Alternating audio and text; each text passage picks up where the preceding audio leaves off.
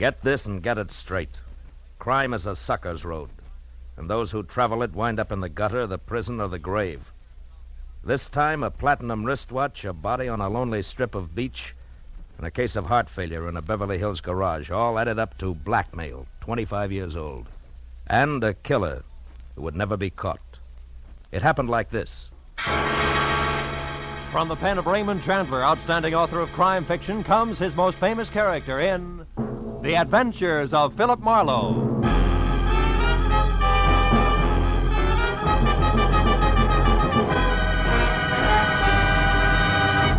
In just a moment, tonight's story. But first, a message from the Ford Dealers of America.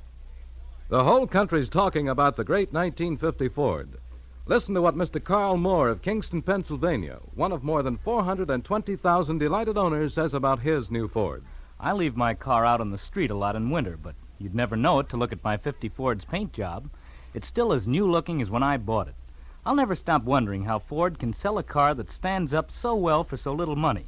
And speaking of getting a lot for little money, my Ford gives me up to 22 miles to a gallon of gas. Yes, it's hard for Ford owners to keep the good news to themselves. The news about the economy of the big new Ford. From its low initial price to its high resale value.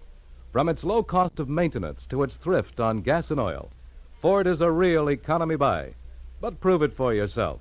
Your neighborhood Ford dealer has the facts on Ford economy, and he'll be glad to have you test drive the big 1950 Ford in your own way.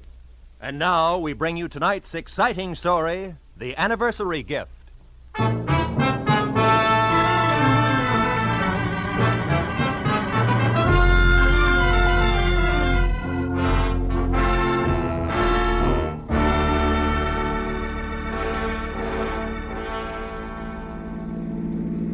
We turn left at the next corner, cabby. Okay. Boy, this Beverly Hills in a sunny afternoon is really something, ain't it? Yeah. Wide streets, classy homes. Boy, these jokers got it made. Some life. Nothing ever gets to them to bother them except the income tax, maybe. Yeah. Here it is, mister. 8834 Beverly Road. What a joint. Yeah. Wait for me, huh? Sure, mister.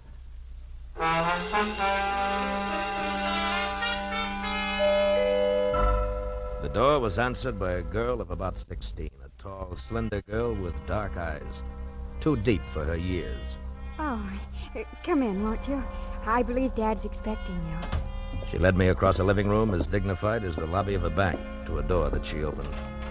If you'll wait here in the library, I'll tell Dad you've come. The library of Stanley Towner, my new client, was as somber as his living room, except for one thing.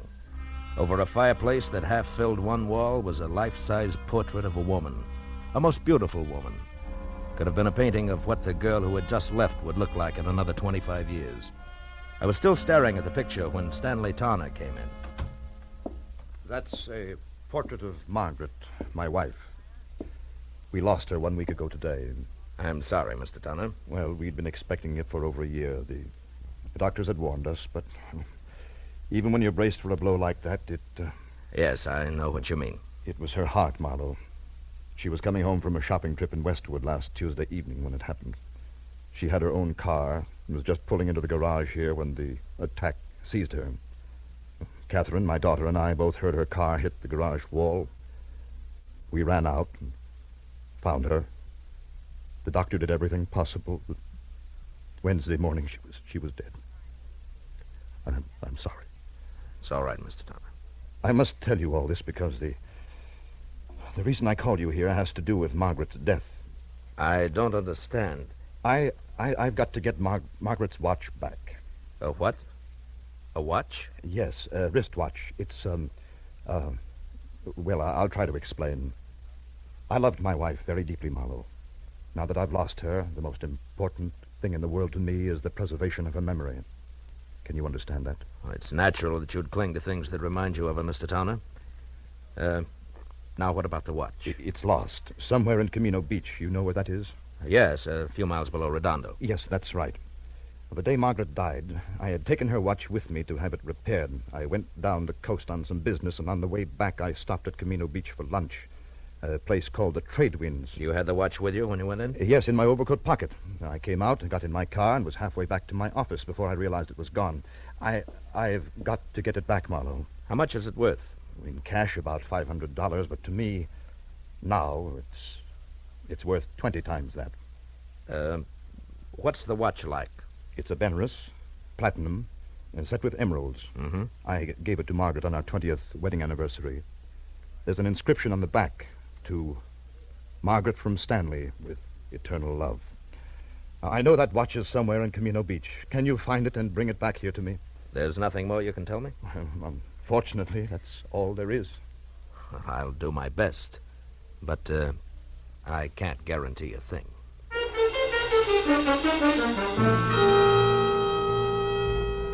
The cabbie waiting outside drove me back to the gas station on Wilshire, where I picked up my own car, fresh off the grease rack, and headed for the ocean and the sunset. It was getting dark by the time I reached Camino Beach, a rickety, salt-caked little town jumbled in between the highway and the surf. Well, my first stop was the Trade Winds Cafe, a waterfront shack on spindly legs standing knee-deep in a smelly backwash. It only took 10 minutes to find that there was nothing there for me. After that, I drew a blank at each of the 3 hock shops in town. Wound up an hour and a half later, no farther than the sidewalk curb, where I watched a traffic cop brand my tire with his parking marker, plant a heavy foot on my bumper to steady his bike, and light a cigarette. Hiya. Is your car? Yeah. What is it? Am I overparked? Nope, not yet. Just borrowing your bumper a minute. Fine? Of course not. Got a lot of scratches already. Say, that's a fancy chalk label you put on the side of that tire there. Z, the mark of Zorro, huh? No, the mark is Ziegler. That's me. Just a little thing I worked out to add a personal touch to my business. You're a stranger around here, aren't you? Yeah, from L.A. Uh-huh. Saw you coming out of the pawn shop there. You don't look like the type. Well, I'm not, as long as my luck holds. Actually, a friend of mine lost a wristwatch here in town. I'm trying to locate it. Pretty good watch, is it? Yeah, good enough. The really tough part is that it has a very big sentimental value. I've tried all 3 of the pawn shops in town, but no dice. You know, if I had a friend who'd lost a good watch, I think I'd check in at Sean's bicycle shop on 3rd Street. Well, thanks a lot, Ziegler. Don't mention it. Oh, incidentally, I wouldn't bother to tell him who sent me down if I was you. So long.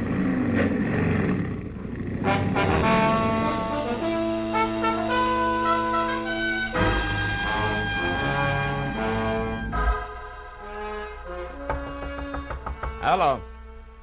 Hello, anybody there? Hello, Sean? What do you want? I'm closed for the night. I'm, interested in a lady's wristwatch, Mr. Sean. How do you know?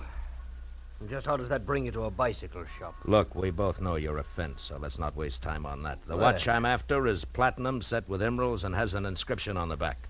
To Margaret from Stanley with eternal love. A bright sentiment, I'm sure. Have you seen the watch? No. Look, Sean, either I beat your tongue as limber as a St. Bernard's ears, or you accept this $20 in exchange for some straight information.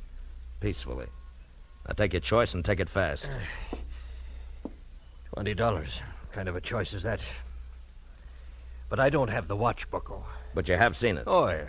5-6 days ago, a fella brought that watch in here, wanted to know what it was worth. I said 500. He laughed in my face. Who was this guy? You mentioned something about $20. Oh, yes. Here. All right, now give. Yeah, that's better. His name is Chip Menashe. In summers, he works in the concessions in the pier. In winters, he's nothing more than a beachcomber.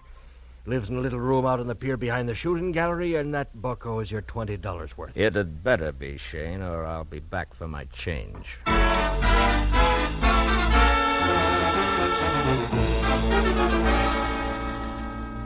The amusement pier was deserted. When I finally found the one-room shack tacked on behind the shooting gallery, it was dark and quiet. I knocked once, got no answer. So I pushed a wad of rags out of a broken pane of glass in the door, reached inside, and unsnapped the lock and went in.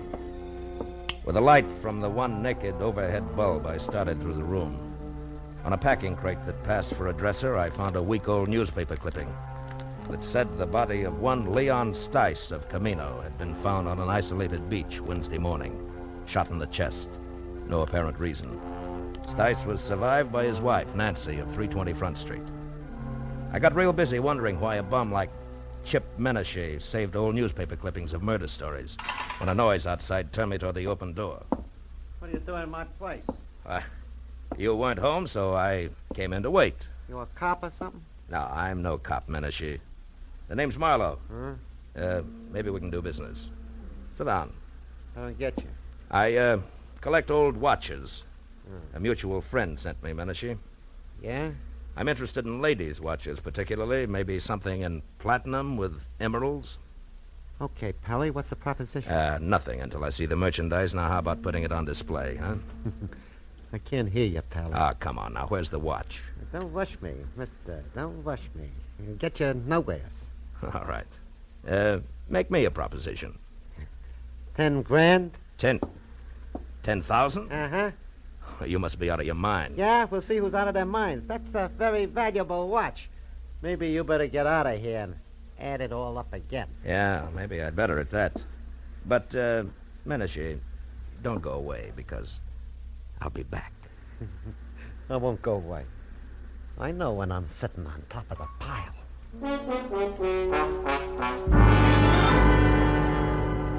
As I walked away, a hunch kept whispering to me that the body of a guy named Leon Stice, found on a lonely beach, was somehow tied in. So I decided to pay a call on his widow. I drove down Front Street to number 320, but there was nobody home.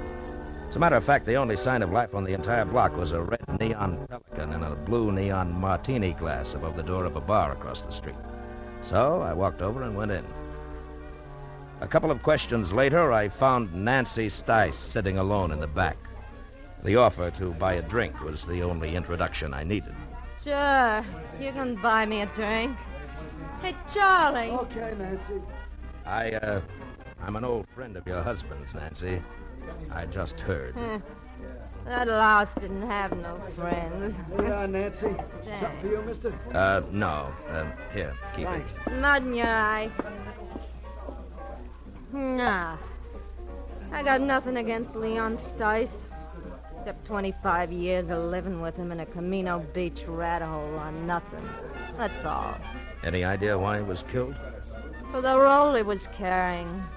After what you just said, that makes no sense. That's the way it was. And I didn't get one red cent of it. It was all gone when they found him. Did you tell the cops he had money on him? Nah. I hate cops. Yeah, sure. Where did Leon get this dough? He told me he ran into an old acquaintance who was staking him. Some guy named Martin Vogel who used to live here in Camino Beach years ago. Martin Vogel was staking him? To what? Leon said him and Vogel was going in business together. The cash was in advance. Oh, sure, he was going to be such a big shot. What kind of business, Nancy? Just between you and me, the only business that crummy mind of his would work on was blackmail. Take it from me. And now, how about another drink for his grief-stricken widow, huh? I'll, leave a buck on the bar on my way out.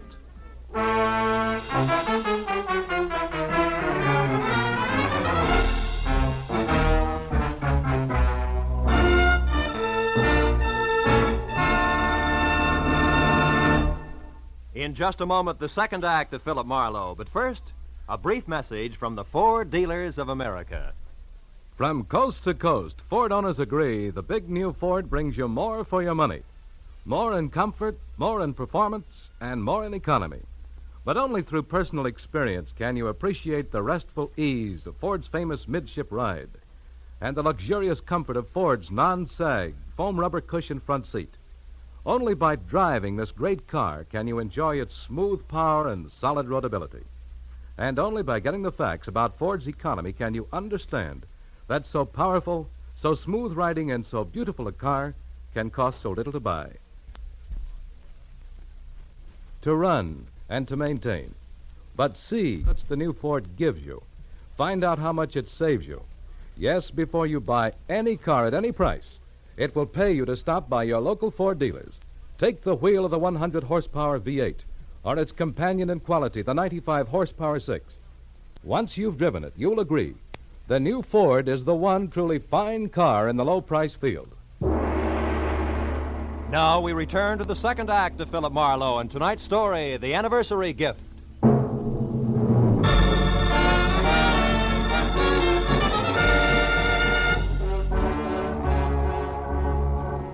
I left the Pelican Club, got into my car, and started for the local law on the chance that I could learn something more about the new question mark I'd picked up named Martin Vogel. 10 minutes later, I parked my car under the cracked globe that oozed sick purple light over a weather-beaten sign, Camino Beach Police. A fat sergeant huddled over what could have been the original teletype machine. When I presented my credentials, he jabbed a fat finger at a dirty glass door marked Captain Elvin Bush, Chief of Detectives. Inside, a small old man, neat in a clean white shirt, groomed silver hair, and a gentle smile, was strapping on a shoulder holster when I put my license on his desk.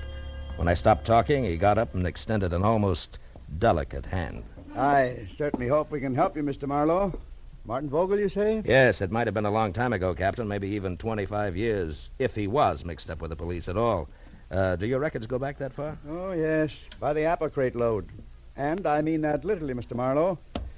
You see, in Camino Beach, police files, fixtures, and furniture are somewhat lacking. City appropriations only go where they show. Public bird baths, statues of the mayor. Oh, here. This bottom crate here.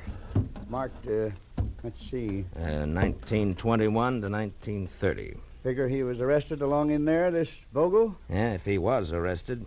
Yeah, it's dusty, isn't it? Well, the cards are alphabetical. Yeah. And let's see. Riker, Rooney, Stemple. By the way, Mr. Marlowe, what's your angle? I'm not sure, Captain. Svensson, Underley, Utterman, Van. Vogel. Martin. Got it, eh? Yeah, picture and all. Bring it over here in the light. Yeah. Martin Vogel arrested Camino Beach Hotel, May 28, 1923, on warrant from Chicago, Illinois police. Returned to Chicago, sentenced to 5 years in state penitentiary for embezzlement. Arresting officer, Patrolman Elvin Bush. Picked him up myself, did I? Well, I've locked up a lot of people in the last 35 years. Yeah, I guess you have it.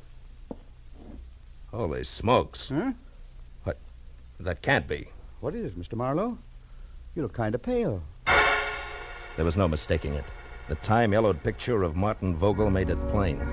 Vogel and my client, the distinguished Mr. Stanley Towner, were one and the same. That meant that Towner had lied to me, and more important, had no doubt killed Leon Stice, who was blackmailing him because he knew he was Vogel.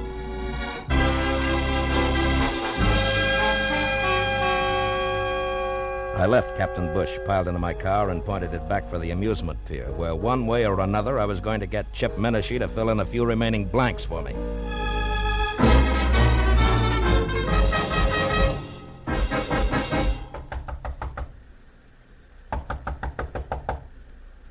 Yeah, who is it? Marlowe, Menashe. I want to talk business. Okay, Marlowe. Looks like I doped it right. I thought you'd come back. All right. Now get up. And listen hard. I want the watch and the story that comes with it. I told you my price.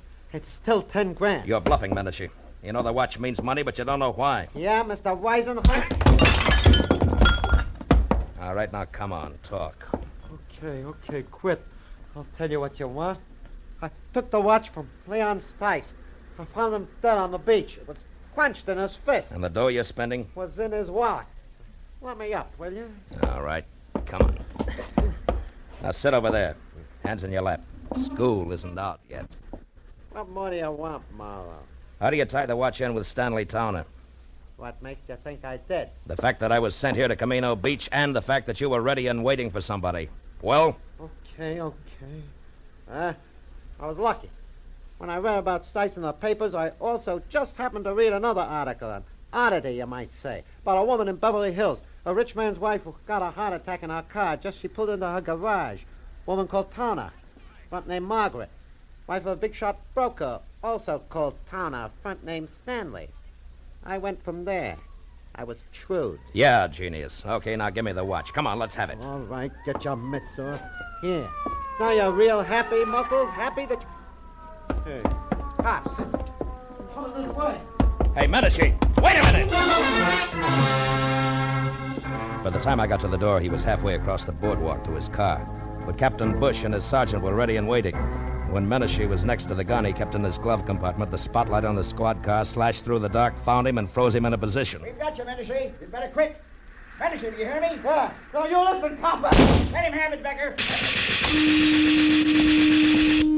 The windshield sprang into little pieces. That got him. Come on, Becker. Yeah, Captain. I waited until Captain and Becker were next to the body and had lifted it off the steering wheel. Then I moved quietly along the side of the buildings as far as the squad car. There, I turned and started back toward them. Hey, what happened? Oh, it's you, Captain. What brings you around here, Mr. Marlowe? A guy in town told me that somebody named Chip Menashe might give me a lead on Martin Vogel. You won't be able to now. That's Menashe. What? We wanted him for a week-old stick-up murder. Stick-up murder? That guy on the beach? The same. Say, Becker, did you find the money on him? Right, some $300, Captain. Good. Well, you better call for the wagon now. Check. Funny thing, Mr. Marlowe. One fingerprint did it. Oh, how's that? That guy on the beach, Leon Stice. We found his empty wallet in the sand next to him.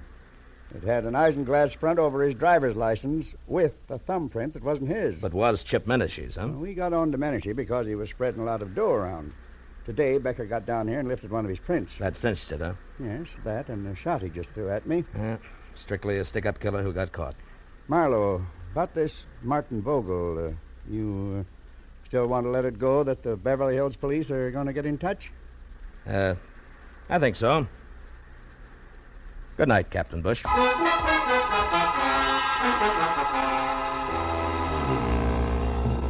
The ride back to Beverly Hills was an uncomfortable hour and a half, cold and empty. I was glad that I had things to do like stop and start and shift gears. It kept me from thinking too much about a lot of things and a lot of people I wish I'd never heard of. People like Stanley Towner, who I had every reason to be against, but who I was starting to pull for. Stanley Towner, a man who had started all over again after a single mistake made 25 years ago. A man who had fought to build good things, like a comfortable home, a marriage to a woman in a painting, a 16-year-old likeness named Catherine. But Stanley Towner, who was also a killer on a lonely stretch of beach far from home, destroying something rotten who would destroy him. A killer that nobody knew about, except me. Well, I pulled into the driveway and parked behind the car that had been Margaret's. As I got out, the light of the garage went on and the side door of the house opened. I felt almost wrong dropping my hand around the .38 in my side pocket. Good evening, Mr. Marlowe. You have the watch? Yeah. I had quite a tussle getting hold of it. I imagined you would. Menashe's dead, Mr. Towner. Menashe? Who is Menashe, Mr. Marlowe? The reason you hired me? The man who called you and dangled this bait? Yeah. You were right. It's a beautiful watch, Mr. Vogel. Vogel? You know about it? Yeah, they keep police files a long time. I know about everything. Except why you didn't go after the watch yourself. Well, I was afraid. Afraid to show yourself in a town where somebody might remember you, huh? The town in which you had committed a murder, is that it? Yes, that's it exactly. Dad, is that you down there? Yes, dear. Me, Mr. Marlowe. Well, why don't you come into the house? It's so late and it's chilly. You'll catch your death of cold out there. Yes, in a while, dear. Now go back to bed. All right. Good night, Dad. Good night, dear. Well, good night, Mr. Marlowe, and please make him do as I say, will you? Yes, I will, Catherine. Good night. Do you mind if we go along to the police at once, Mr. Marlowe? I'd rather she didn't know right now. Tomorrow's soon enough. And can we take your car? Yeah. The lights go off out here? Yes. The switch is on the garage wall over there. Okay, get in. All right. You know, Mr. Towner, I'm sorry about Catherine and the way she's going to be hit, but... hit by this thing? The switch is there on your right. On your right, Mr. Marlowe. Yeah.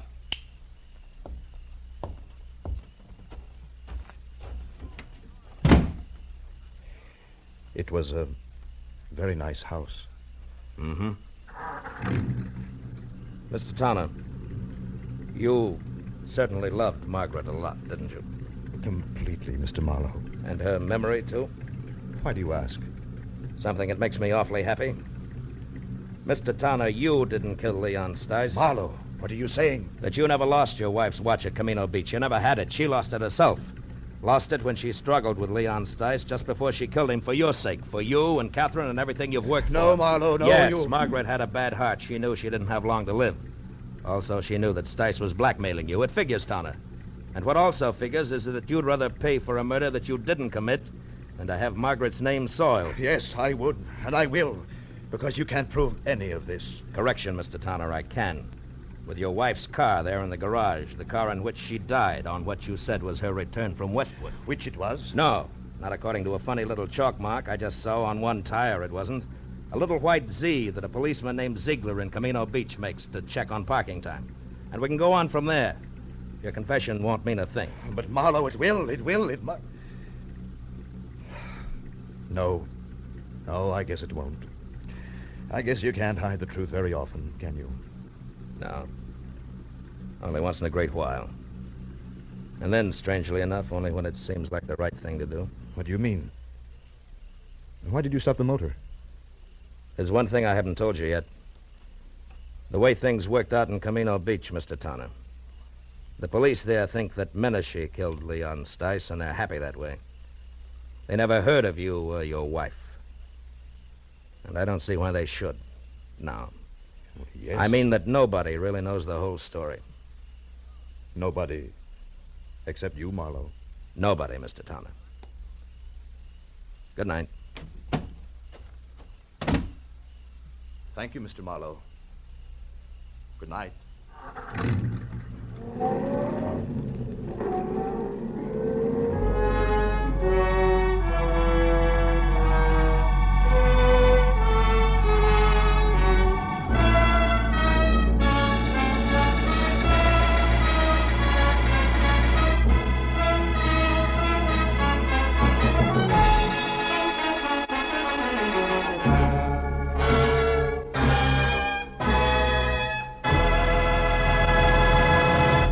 Philip Marlowe will be back in just a moment. But first, a word from the Ford Dealers of America.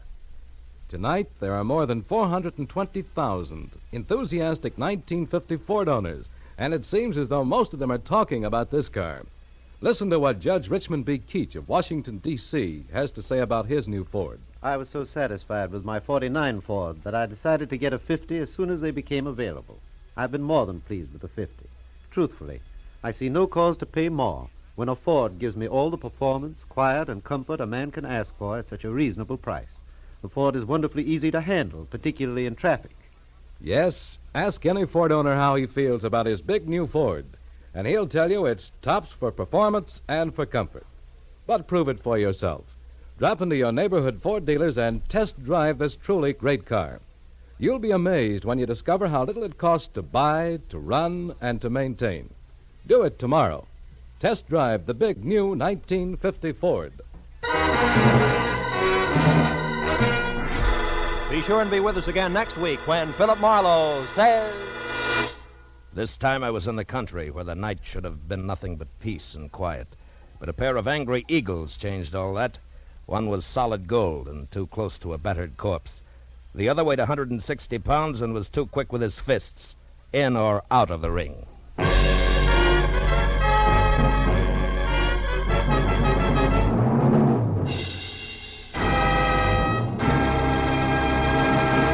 The Adventures of Philip Marlowe, bringing you Raymond Chandler's most famous character, tonight starred Bill Conrad, are produced and directed by Norman McDonnell, and are written for radio by Robert Mitchell and Gene Levitt.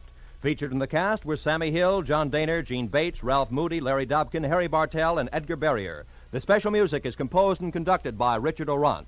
This is Roy Rowan speaking for CBS, the Columbia Broadcasting System.